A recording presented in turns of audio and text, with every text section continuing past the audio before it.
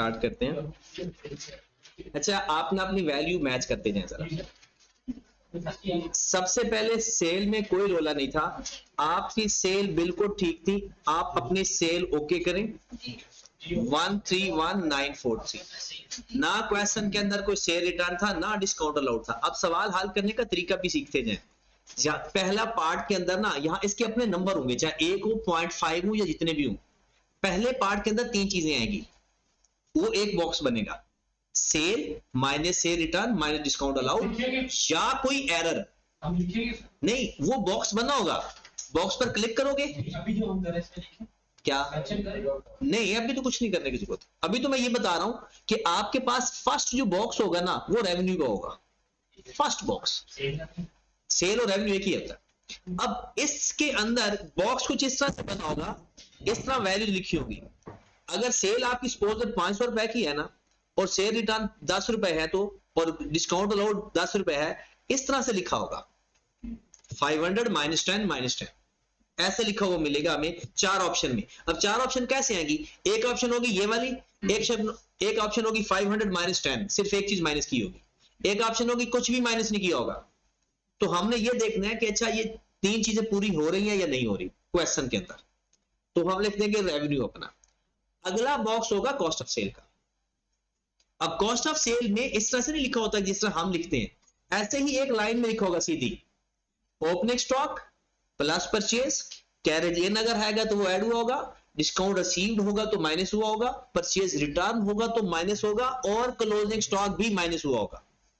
अब आप अपने क्वेश्चन के अंदर देखें कि क्या आपका ओपनिंग स्टॉक लिखा हुआ है 14500 प्लस परचेज किया हुआ है 105, परचेज में से 4000 माइनस करके लिखेंगे, वो याद है ना कल का।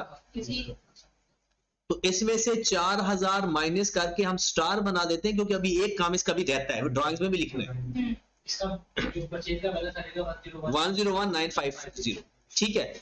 और क्लोजिंग स्टॉक अगर जाकर देखें तो उसके बाद है 24090। तो ओपनिंग स्टॉक में प्लस करें परचेज, माइनस कर दें 4000 और माइनस कर दें 24090, तो आपकी आ जाएगी कॉस्ट ऑफ सेल। तो बताओ जरा कॉस्ट ऑफ सेल आपकी कितनी आई हुई है? 92360। आपका आ गया ग्रॉस प्रॉफिट। सेल में से ये माइनस कर दें तो कितना आ रहा है ग्रॉस प्रॉफिट? 395833। ये ओके सबका? उसके बाद हम चलते हैं अपने ऑपरेटिंग एक्सपेंसेस के ऊपर, मतलब अदर एक्सपेंसेस के ऊपर। अब जरा अदर एक्सपेंसेस को मैच करें जरा। सबसे पहले अदर एक्सपेंसेस यहां से देखते हैं, इक्विपमेंट नहीं है, प्रीपेड रेंट की बात करते हैं। अब प्रीपेड रेंट वो कहता है कि हम 30 सितंबर को पे करते हैं। कब पे करते हैं? हर साल 30 सितंबर को पे करते हैं, एडवांस। प्रीपेड है तो एडवांस ही होगा ना, ऊपर उसने लिखा हुआ प्रीपेड। इसका मतलब है हमारा साल का जो एंड है वो है जून 15, ऐसा ही है। अब आपने पे किया हुआ है रेंट 20,000 या 2000 है, 20,000 है, 2000 एडवांस। और पे कब किया है? 30 सितंबर को, ये लिखा हुआ है अंग्रेजी के अंदर एडजस्टमेंट में। अब हमने देखा कि 30 सितंबर से 30 जून तक तो 9 महीने बनते हैं, और ये कितने का टाइम, कितने टाइम का है? एनुअल। एनुअल कितने महीनों का होता है? 12 महीनों का। तो क्या ये जो 30 सितंबर 14 को आपने पे किया हुआ 2000 प्रीपेड, ये सारा प्रीपेड है या 9 महीने हमारे साल के अंदर आ रहे हैं? 9 मंथ तो हमारे आएगा ना, 2014 से लेकर जून 15 तक। इसका मतलब है 9 मंथ इसके एक्सपायर हो गए। वो 9 मंथ का जो बैलेंस 1500 बनता है, मल्टीप्लाई बाय 9/12 करके, ये चला जाएगा एक्सपेंस के अंदर, और बाकी चीज चला जाएगा प्रीपेड में से माइनस हो जाएगा। अब क्या करेंगे, यहां पर आप देखिए, आप अपने ऑपरेटिंग एक्सपेंस को ना यहां पर मैं लिख देता हूं, क्योंकि इसमें सबसे बड़ा मसला आ सकता है। 6046, इसमें से 1500 निकाल देंगे, ऐड कर देंगे। अच्छा, हमने अलग से क्यों नहीं लिखा, इसमें ही क्यों ऐड कर रहे हैं? क्योंकि उसने नीचे एडजस्टमेंट के अंदर कहा हुआ है rent is payable yearly basis, 30 सितंबर, एक्सपायर रेंट जून पिछले साल का इंक्लूड इन ऑपरेटिंग। अच्छा, इसके बारे में मैं बात नहीं कर रहा, आप पूछ भी नहीं रहे। ये जो बात लिखी हुई है ना, एक्सपायर्ड रेंट टिल 30 सितंबर 14, पिछले साल भी उसने पे किया होगा, उसमें 3 महीनों का एडवांस होगा, वो इस साल एक्सपेंस बना होगा या नहीं बना होगा? वो कहता है ऑपरेटिंग एक्सपेंस अंदर मौजूद है। The expired rent till September 14 included in the operating expense. मतलब ये है कि जैसे अब हमने ये तो कह दिया कि 30 सितंबर से 9 मंथ ये एडवांस बन रहे हैं, अगले 3 महीने प्रीपेड है। जब अगला साल आएगा ये प्रीपेड एक्सपेंस नहीं बन जाएगा?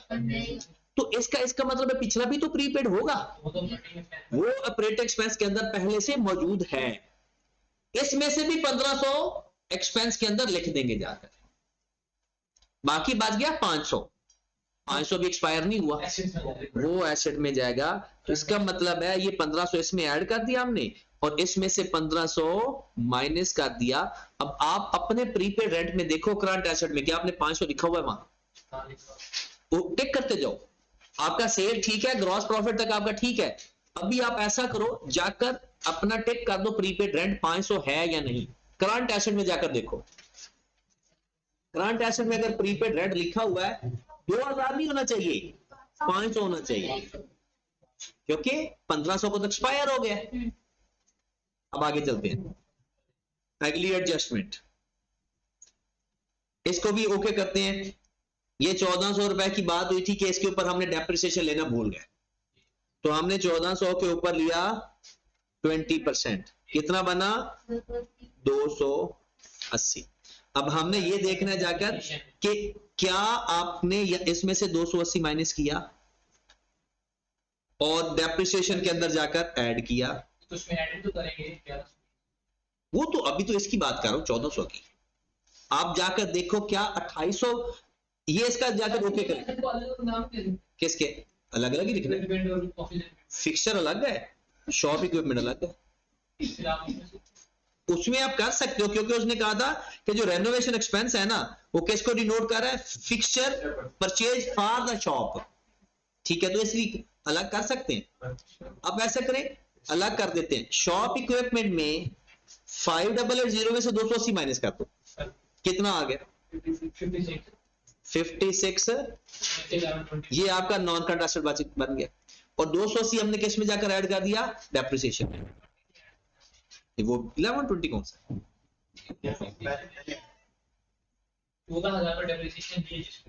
1400 में डायरेक्ट 280 ली ना, 280 लिए। हाँ, ये इसका क्या करना है, चेंज किया हुआ डेप्रिसिएशन माइनस करके इसका नहीं बचेगा एसेट। वो उसके अंदर पहले से ऐड है। कहां लिखा हुआ है कि वो सिर्फ उसने कहा डेप्रिसिएशन नहीं ली मैंने, उसने सिर्फ डेप्रिसिएशन लेना भूला है, एसेट को ऐड करना नहीं भूला। उसने कहा था कि मैंने एक शॉप इक्विपमेंट खरीदा है 1 जुलाई को, लेकिन उसकी डेप्रिसिएशन नहीं चार्ज की।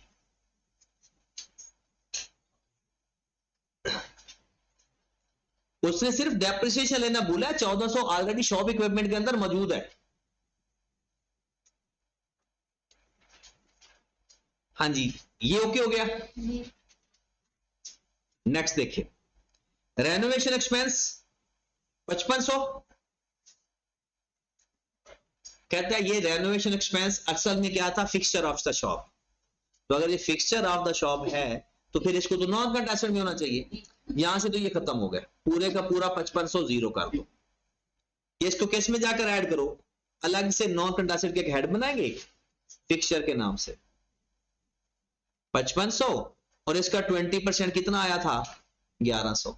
ये इसमें से 1100 माइनस करके इसको लिख देंगे नॉन करंट एसेट के अंदर फिक्सचर के नाम से, और 1100 को जाकर डेप्रिसिएशन में भी ऐड करते हैं, क्योंकि एसेट 5500 उसने रेनोवेशन एक्सपेंस लिखा हुआ था, वो एक्सपेंस नहीं है, वो फिक्सचर है। तो फिक्सचर तुम्हारा नॉन करंट एसेट होता है। एक तो इसको नॉन करंट एसेट में लिखेंगे, और नॉन करंट एसेट डेप्रिशिएट भी होता है, फिर उसको डेप्रिशिएट भी करेंगे।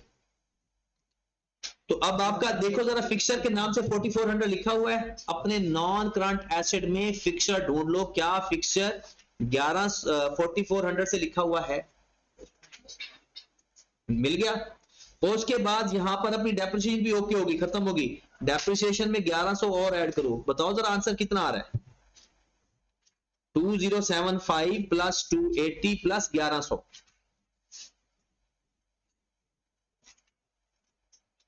इसका सर डेप्रिसिएशन डेप्रिसिएशन ओके हो गया ना, आप उसके अलावा डेप्रिसिएशन है ही नहीं। डेप्रिसिएशन से क्यों मैं, अभी तो मैं डेप्रिसिएशन की बात कर रहा हूं बस। 34 अब ये आपकी डेप्रिसिएशन का एक्सपेंस में नजर आना चाहिए। 3455 आपका डेप्रिसिएशन एक्सपेंस के नाम से नजर आना चाहिए। 2075 पहले की पड़ी थी, 280 1400 वाली भूले हुए थे, और 5500 का रेनोवेशन एक्सपेंस लेकर बैठे थे, उसकी भी डेप्रिसिएशन आ गया। ये हमारा डेप्रिसिएशन का एक्सपेंस आ गया। अब हमारा ग्रॉस प्रॉफिट ये पड़ा हुआ है, उसमें से एक डेप्रिसिएशन आ चुकी है, आगे बढ़ते हैं। उसके बाद वो कहता है बैंक लोन की बात के बारे, बैंक लोन के बारे में कह रहा है, जरा गौर फरमाए। कहता है बैंक लोन मैंने लिया था 1 जुलाई को। कब लिया था? 1 जुलाई को, मतलब पूरा साल पहले, क्योंकि हमारा साल कौन सा है? June. Interest payable for the month of June, for the month of June मतलब 1 महीने की बात कर रहा है। Has been credited to the loan account. कभी भी इंटरेस्ट लोन के अंदर नहीं ऐड करते, चाहे पे करो या ना करो। ये है क्या? इंटरेस्ट पेएबल, मतलब ये तो क्रूड इंटरेस्ट है, अलग लायबिलिटी है। एक बात याद रखनी है, जब वो ये कह दे ना, हम असल में क्रूड का करते क्या है? एक्सपेंस में ऐड करते हैं और करंट लायबिलिटी में लिखते हैं। अगर वो ये कह दे कि मैंने इसको लोन के अंदर ऐड कर दिया है, तो मतलब वो एक्सपेंस लिख चुका है। गलती सिर्फ किस में लिखता है? लायबिलिटी करते वक्त। तो इंटरेस्ट को दोबारा ना लिख देना कहीं। अब लोन में से निकाल देंगे उसको और उसको करंट लायबिलिटी में लिखेंगे। तो बनती कितनी वैल्यू है? क्योंकि पूरे 1 साल का इंटरेस्ट है, ऊपर 600 का इंटरेस्ट आ रहा है। हमने क्या किया? इस 600 को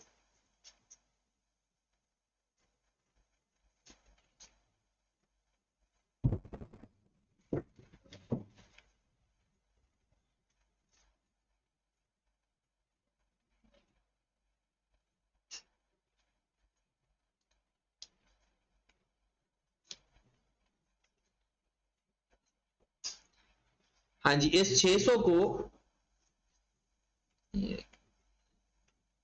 लगता है कल वाले हाथ इसको करो वापस आ गए।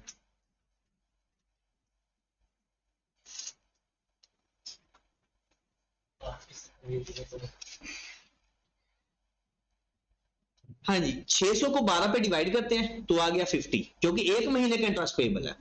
वो 50 उसने किसके अंदर ऐड किया हुआ है? लोन के अंदर। अब लोन में से 50 माइनस कर देंगे और करंट लायबिलिटी लिखते वक्त इंटरेस्ट पेएबल के नाम से लिखते हैं। अक्रूड इंटरेस्ट, इंटरेस्ट पेएबल, जो मर्जी नाम लिख दो। तो अब जाकर आप मैच करो, नॉन करंट लायबिलिटी में 5000 लिखा होना चाहिए। नॉन करंट लायबिलिटी में 5000 लिखा होना चाहिए। इसमें से 50 माइनस कर देंगे और ये 50 आपका एक करंट लायबिलिटी के नीचे भी नजर आना चाहिए, इंटरेस्ट पेएबल के नाम से।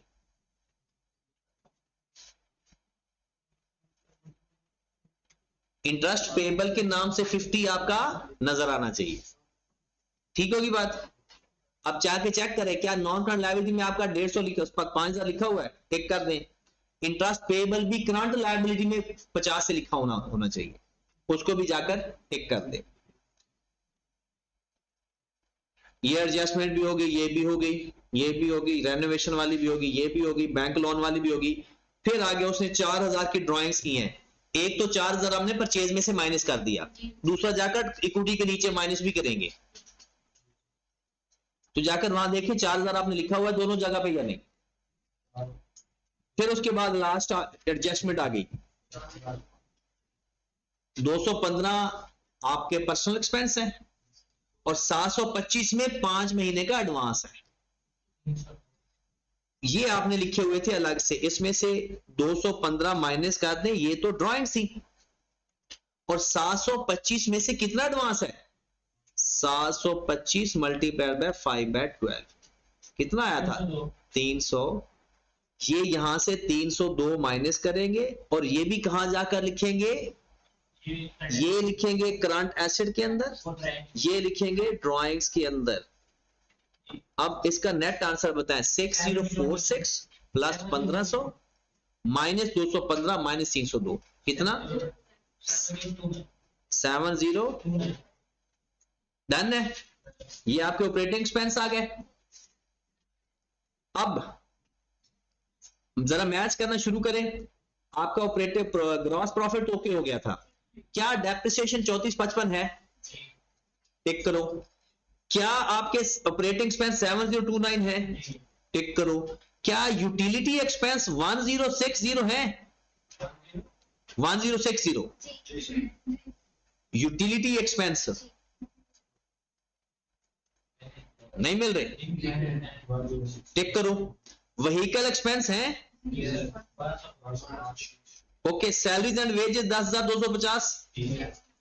डेप्रिसिएशन एक्सपेंस भी हो गया, ऑपरेटिंग एक्सपेंस भी हो गया। इंटरेस्ट तो वो बाद में लिखेंगे ना, वो ऑपरेटिंग प्रॉफिट निकालते हैं। सॉरी, ऑपरेटिंग प्रॉफिट पहले निकालते हैं ना, फिर उसमें से फाइनेंस कॉस्ट माइनस करके नेट प्रॉफिट आता है ना। कर सकते हैं, लेकिन अगर क्वेश्चन के अंदर एक ऑपरेटिंग प्रॉफिट का बॉक्स हुआ तो आना तो चाहिए ना। अगर ऑपरेटिंग प्रॉफिट का बॉक्स नहीं है फिर इकट्ठा करेंगे। तो अगर ऑपरेटिंग प्रॉफिट का बॉक्स हुआ तो पहले 600 के बगैर प्रॉफिट फाइंड करेंगे, फिर फाइनेंस कॉस्ट और अदर इनकम ऐड करके नेट प्रॉफिट फाइंड करेंगे। ठीक है, चलिए जी, चलो 600 भी लिखिए। नेट प्रॉफिट बताया कितना आ रहा है? एक्रूड एक्सपेंस कौन से? कौन से? ये तो लायबिलिटी है मेरी। एक्रूड एक्सपेंस एक्सपेंस होता है? एक्सपेंस में ऐड होते हैं। एक्सपेंस वो तो एडजस्टमेंट होती है। भाई एडजस्टमेंट के दो इफेक्ट होते हैं, ट्रायल बैलेंस का सिर्फ एक ही होता है। ट्रायल बैलेंस का सिर्फ एक इफेक्ट होता है। ये हमारी करंट लायबिलिटी है।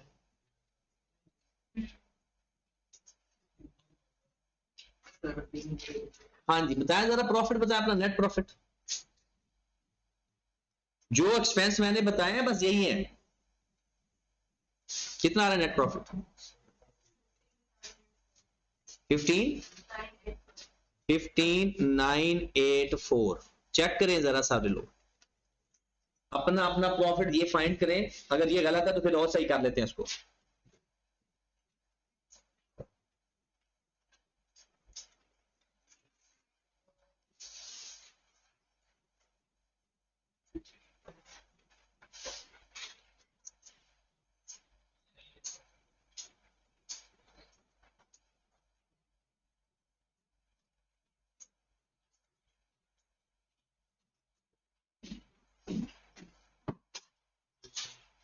यही है, बाकी चीजें ओके हैं। अब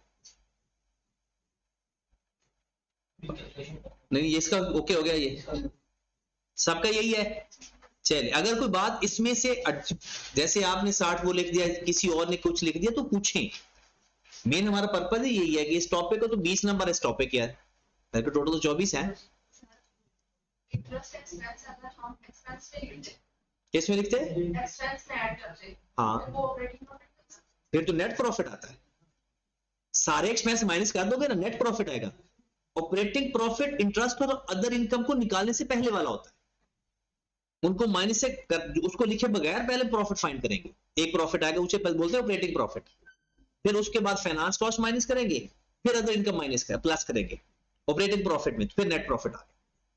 डायरेक्ट सारा कुछ करेंगे तो फिर अगर क्वेश्चन के अंदर ऑपरेटिंग प्रॉफिट का बॉक्स नहीं है फिर सब कुछ डायरेक्ट कर देंगे, अगर है तो पहले वो फाइंड करेंगे फिर आगे। हाँ जी, अब अपने नॉन करंट एसेट मैच करें जरा, मैं आपको मैच करवाने लगा हूं। पहला 5600 शॉप इक्विपमेंट, व्हीकल पूरा 3820 से होना चाहिए, फिक्सचर 4400 से होना चाहिए। ये तीन आपके नॉन करंट एसेट है, इनका टोटल कर लें। आपके तीन नॉन करंट एसेट है, 5600 का शॉप इक्विपमेंट, 3820 का व्हीकल, और 4400 का फिक्सचर 13,800। अब करंट ऐसे सुन लें, स्टॉक हमारा है 24,090, ओके हो गया। उसके बाद आ जाए हमारे पास प्रीपेड रेंट 500, इसको ओके करें, बैंक 8500, कैश 50। उसके बाद हमारे पास और कोई भी एसेट नहीं है। प्रीपेड इंश्योरेंस, अच्छा वो वाली, ये प्रीपेड इंश्योरेंस 302, इनका टोटल करें 33,444, इसका टोटल कर लें 47,262। अब अपना कैपिटल चेक करें, 27,883 कैपिटल, नेट प्रॉफिट उसमें ऐड करें 15,984, 48 साल जी। नेट प्रॉफिट 15,984 रहा था ना। फिर जाकर देखें कि ड्राइंग्स हमारी थी 215 एक 4,001, 4,215, 1100 भी ड्राइंग्स हैं वो की तरह। देखिए ड्राइंग्स अपनी चेक मैच करें, 4,001 ड्राइंग थी और 215 एक थी, 4515। इक्विटी को नेट करके बताया कितना आ गया इक्विटी, 39,650 आपकी इक्विटी है, 52। नॉन करंट लायबिलिटी कितनी है भला, 5,000, वो लोन वाली 50 निकाल के नॉन करंट लायबिलिटी आ गई। अब करंट लायबिलिटी देखिए, 2501, 61 और कोई है इंटरेस्ट पेएबल 50। इन तीनों को प्लस करें तो कितना आ गया, 2500 जमा 60 जमा 50 इंटरेस्ट पेएबल 261 50 वो भी ऐड करना है, 2500 जमा 60 जमा 50, 2500 के क्रेडिटर है,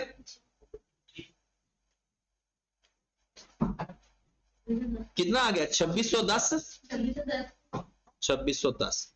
इनका टोटल करें 47262। आप बताएं जो चीज क्लियर नहीं हुई मजीद। डन। अगला सवाल,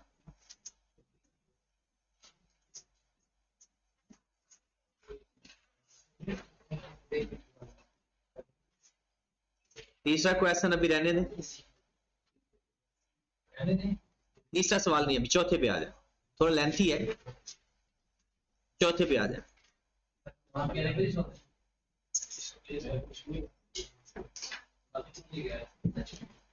इसलिए तो मैंने तीसरा छुड़वा दिया, आज से वो सीरियस है। Following is the summarized trial balance for Fortune Trader for the year ended 30th June 2016. Building, अच्छा हमारा ईयर एंड वाला कौन सा है,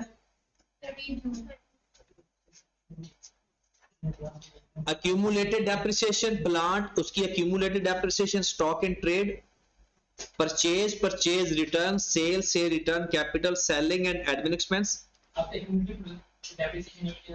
accumulated depreciation अपने एसेट में से माइनस होती है, डेप्रिसिएशन इसका कुछ भी नहीं करते। हाँ डेप्रिसिएशन और एडजस्टमेंट वाली फाइंड करेंगे ना, उसके दो तरीके होते हैं, एक्सपेंस में लिखकर एसेट में डायरेक्ट माइनस कर दो, या एक्सपेंस में लिखकर accumulated depreciation में प्लस करो फिर उसको माइनस कर दो इकट्ठा।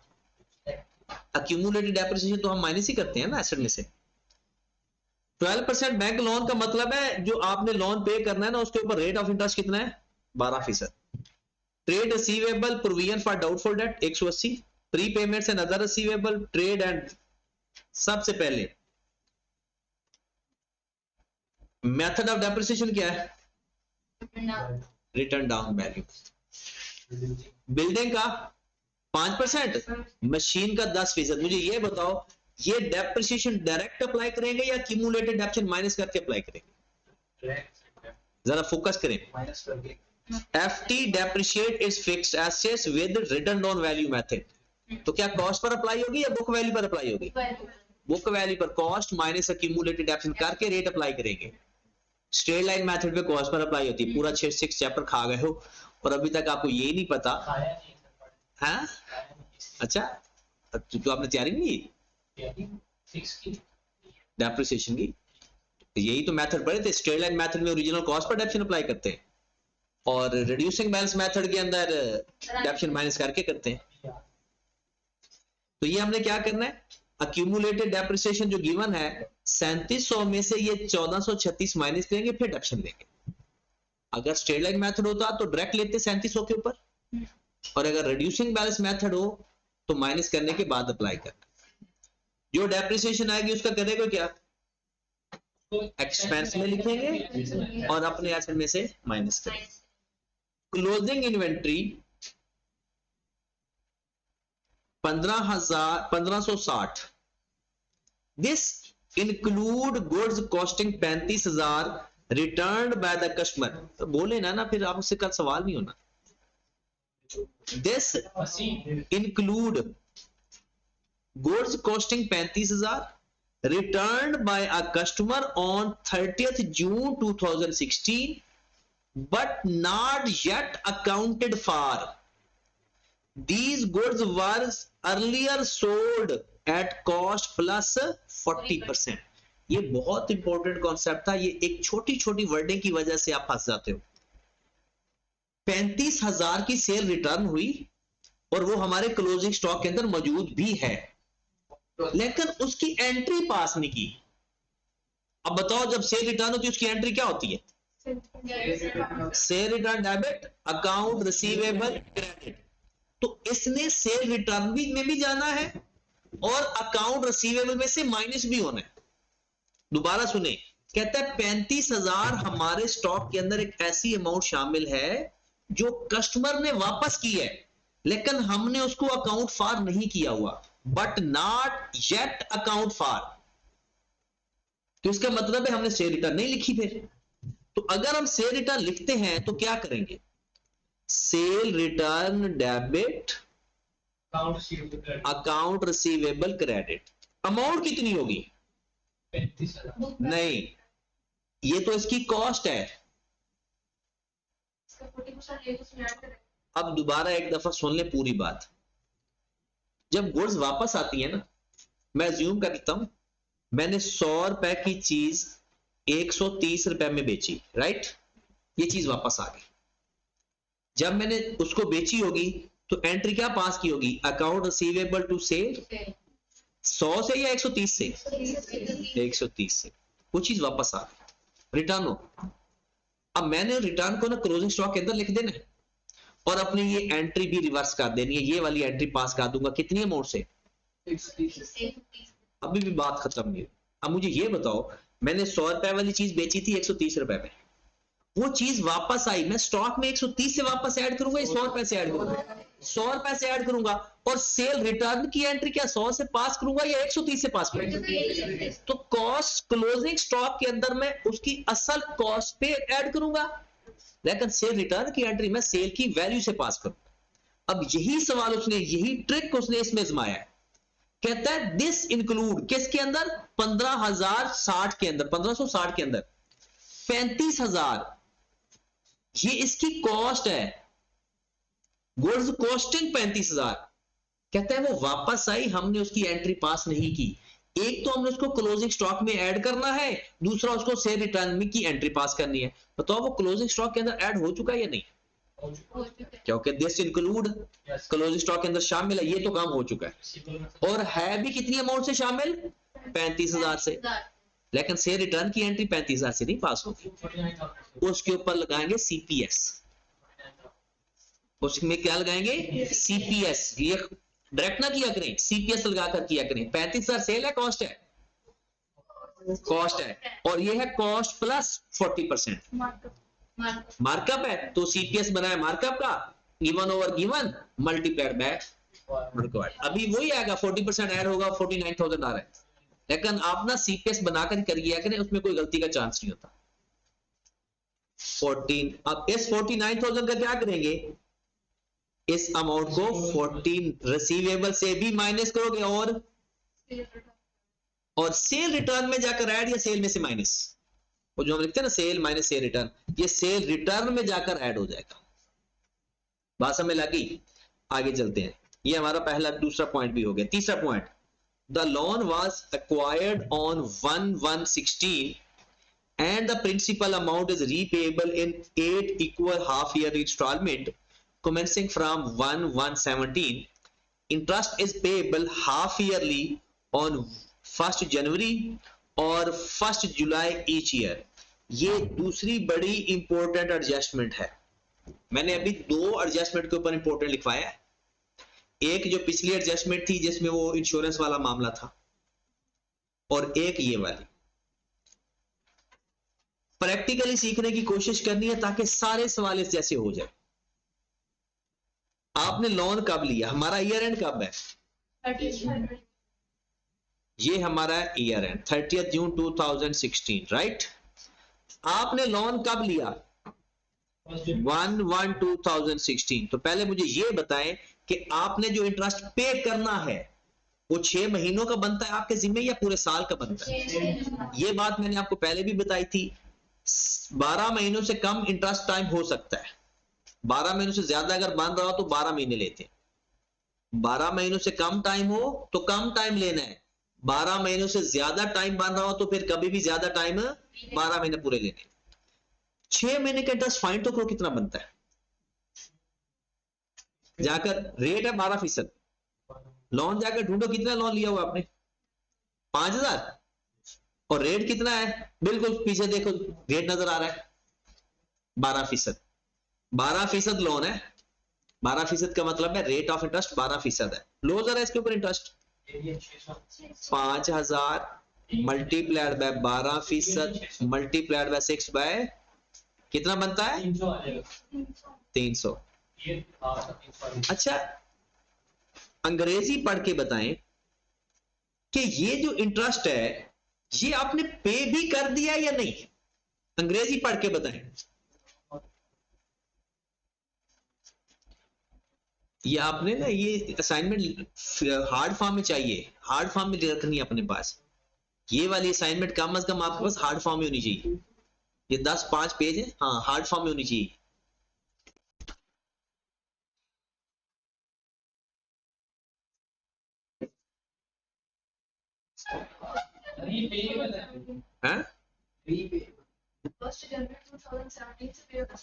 हाँ जी, तो हमारा ईयर एंड कहां पर है,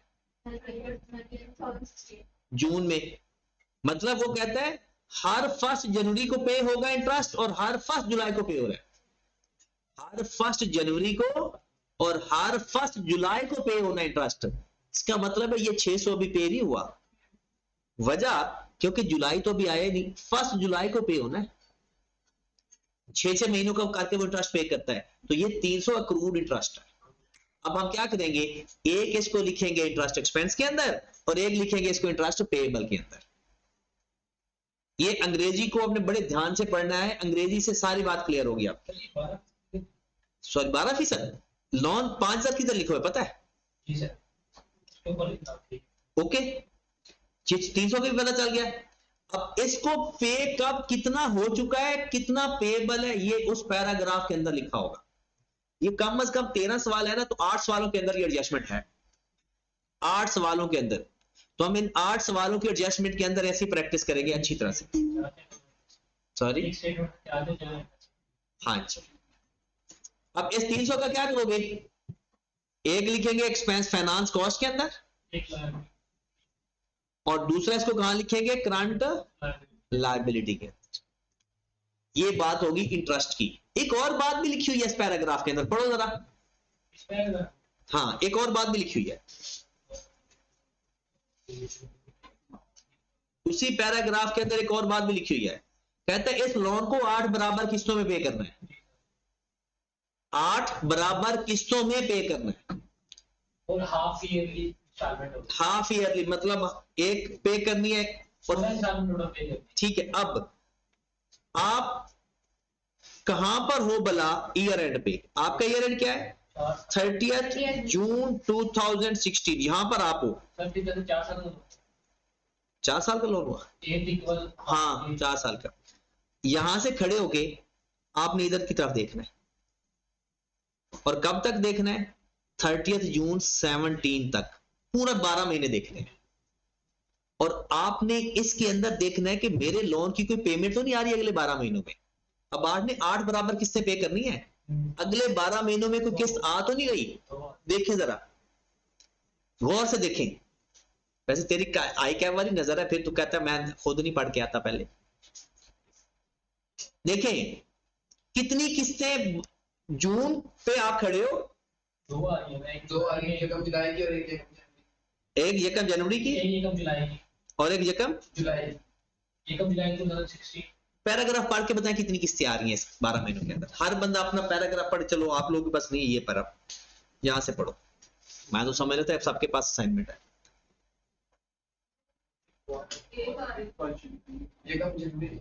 यकम जनवरी से पहली किस्त पे करनी है, यकम जनवरी 17 को पहली किस्त पे करनी है। ये लिखा हुआ है ना, गौर फरमाओ जरा।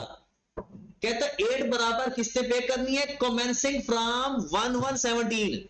तो एक किस्त बनेगी 1/1/17 को, अगली किस्त बनेगी 1/7/17 को, और हमने कहा कितने 12 महीनों तक देखना है? जून 17 तक देखना।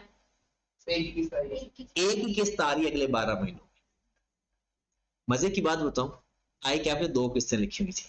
ये आई कैप का सवाल है ना।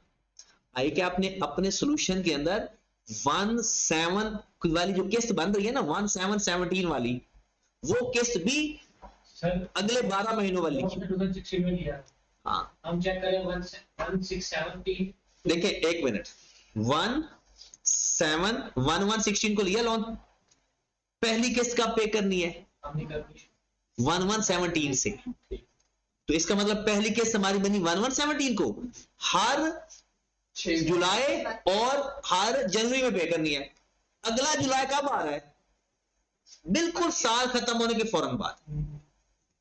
तो आई कैप ने वो किस्त भी 12 महीनों में ऐड कवर की है। हम क्या करें? अब हमें एक ही करनी चाहिए, लेकिन अगर पेपर में सवाल आ जाए तो उसमें 2 लिखी हुई है, क्योंकि ये मैनुअल जब पेपर होता था तब ये सोल्यूशन आया था। तो मैं दोनों बता देता हूं। एक किस्त वैसे बनती कितनी है? 5000। ये भी हम खुद कराए। ये भी है 5000 डिवाइड बाय 8, कितनी एक किस्त बनती है? 600। अगर तो आपने 2 किस्तें करनी है तो ये बन जाएगी 1250, अगर वो आई कैप के हिसाब से चलना है। और अगर एक किस्त बनी है तो फिर बन रही है 625। अब हम ये सारा रोला डाल क्यों रहे हैं? अगले 12 महीनों के अंदर जो पेमेंट होती है ना, वो करंट लायबिलिटी होती है। करंट लायबिलिटी की डेफिनेशन क्या है? With 12 month. तो जून पे खड़े होके ये देखना है आपने अपने ईयर एंड पे कि अगले 12 महीनों में कोई पेमेंट तो नहीं आ रही। अगर पेमेंट आ रही है तो वो लिखेंगे करंट लायबिलिटी के अंदर, बाकी का लोन लिखेंगे नॉन करंट लायबिलिटी के अंदर। अब लोन है आपका 5000 का, उसमें से 1250 निकाल के वो लिखेंगे करंट लायबिलिटी के अंदर, और बाकी 3750 लिखेंगे नॉन करंट लायबिलिटी के अंदर। हालांकि आंसर बराबर ही आता है, चाहे आप सारा 5000 ऊपर लिख दें, लेकिन सवाल गलत हो जाएगा। नहीं सब हम क्या तो वो सर अच्छा। आपकी बात अब एक लिखनी है, 2 लिखने हैं आपकी। हाँ देखिए मैं तो 2 ही कहूंगा क्योंकि आई कैप का 2 ही लिखा हुआ है। तो आगे आई कैमरा सॉल्यूशन ठीक करके होगा, तो फिर हम भी अगली दफा ठीक कर देंगे। फिर हमको अगले प्लान करना रहेगा। देखिए 600 वैसे ओरिजिनल 625 ही बनता है। हाँ सवाल जो क्या नाम है 625 है, वो तो हमारी हम लोग ऐड कर रहे हैं एक्सपेंस को, हम लोग एक्सपेंस नहीं, मतलब उसमें करंट लायबिलिटी।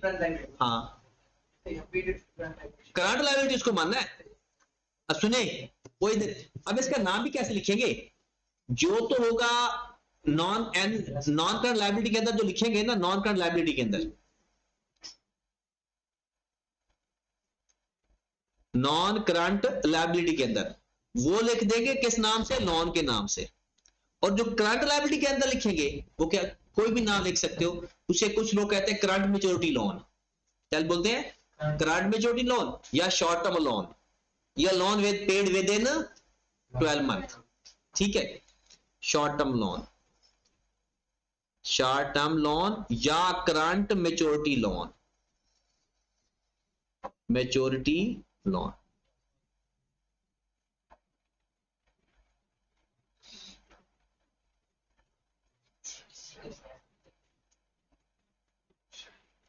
नेक्स्ट,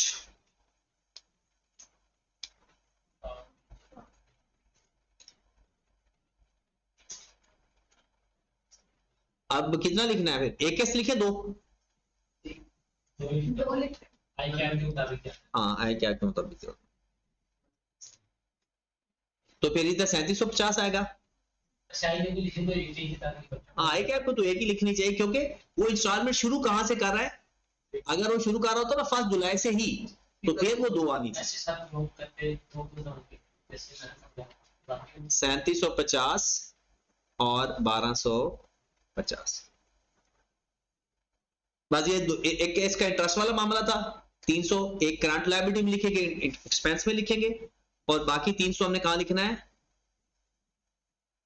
यानी इसका करंट मेच्योरिटी लोन 8 बराबर किस्तों पे डिवाइड करके। Next, selling and admin expense include, आप ऊपर जाकर देखिए आपके सेलिंग और एडमिन एक्सपेंस मौजूद होंगे। 5,000। हाँ, अब वो कहते हैं इसमें क्या शामिल है, ये वही वाली दोबारा रिपीट हो रही है।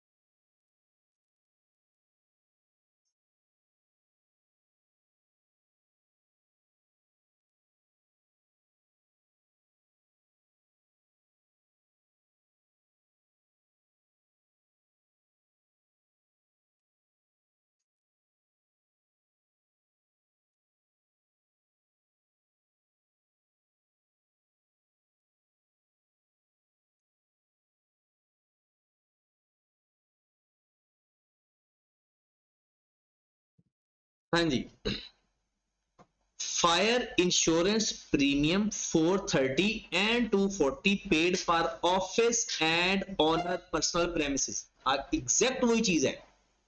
उसके पास अमाउंट 715 और 215 थी, 750 और 215। इसमें क्या कह रहा है, इंश्योरेंस 430 और 240 paid for office and owner personal premises.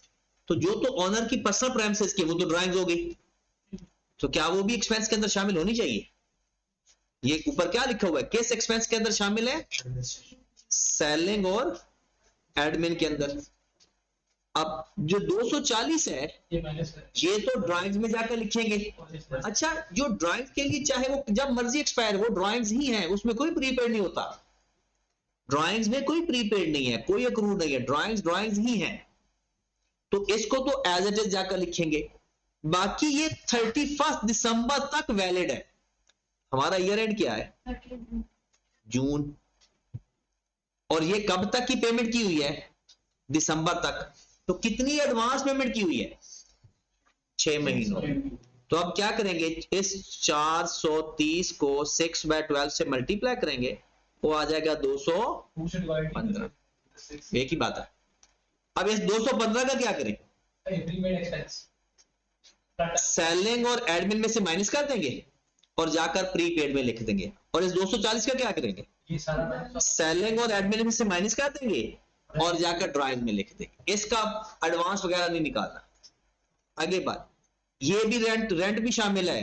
कहता है रेंट और सैलरी 137 और 89 respectively are to be accrued. कहता है ये अक्रूड है, इसका क्या करेंगे, ये एक्सपेंस में ऐड कर देंगे और एक्सपेंस में ऐड कर देंगे और लायबिलिटी में लिख देंगे, एडमिनिस्ट्रेशन एक्सपेंस उसी में ही एडमिन और सेलिंग में।